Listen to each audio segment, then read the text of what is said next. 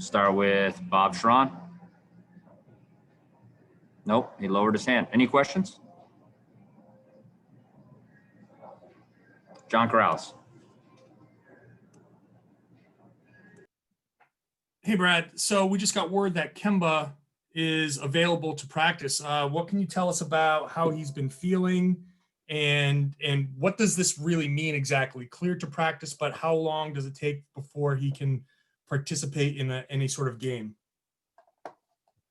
Yeah, I mean, I think the next progression for him is to get out there on the court with the other guys on the team. He's been out there with the coaching staff. He's been out there both in one-on-one workouts, but also in doing his reads and 4-on-4 and 5-on-5 stuff. But the next step now is to play some live and practice some live and with our guys. I don't think he's too far, John. He looks great. He feels great.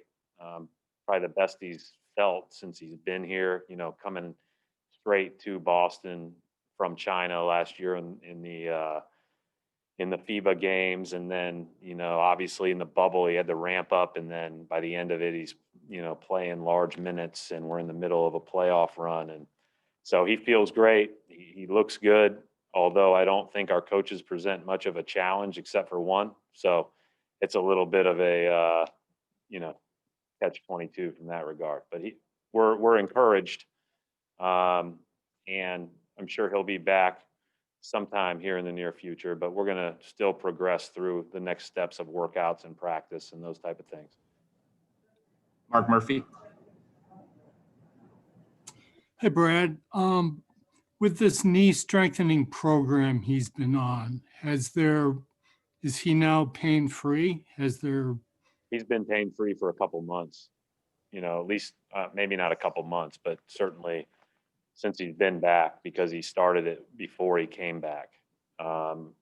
He and one of our strength coaches, Jace Delaney, have done, you know, they've been very vigilant in their work, and they've really put in a lot of time together, put together a heck of a plan, and have followed it to a T. And I think that's, you know, it's credit to Kemba for saying, I got to get this thing stronger, and I got to make sure that it is ready to go through, you know, a season, and then, you know, if we're fortunate, a postseason.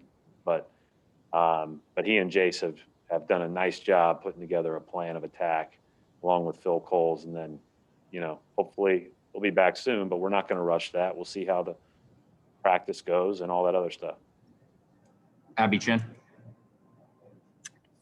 Brad, I know you can't talk about the guys who are dealing with health and safety protocols, but the fact is 3 bigs are out. What adjustments do you have to make, and as a team, going into this game and for the next few?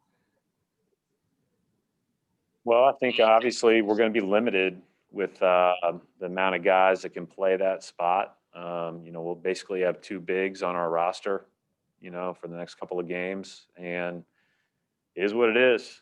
You know, I think the biggest concern for me is that, you know, when we're playing small at times, it's awfully small, and that's the challenge, right? And so we have to make sure that we mix and match as well as we can to keep as much of our wing depth on the floor, or at least a couple of our wings on the floor whenever we can.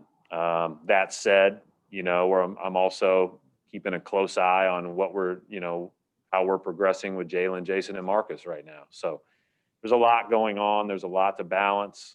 You know, inevitably this will give other guys an opportunity to play. As I've said a few times earlier on, you know, I know the big lineup has had its issues, but I think it's really important to be able to play that way at times throughout the course of a year.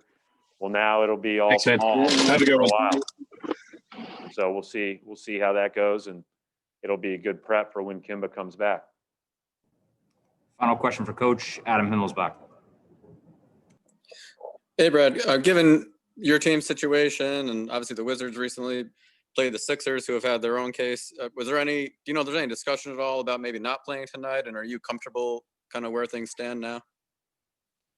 The NBA goes through a incredibly detailed, you know, program whenever there are any concerns at all.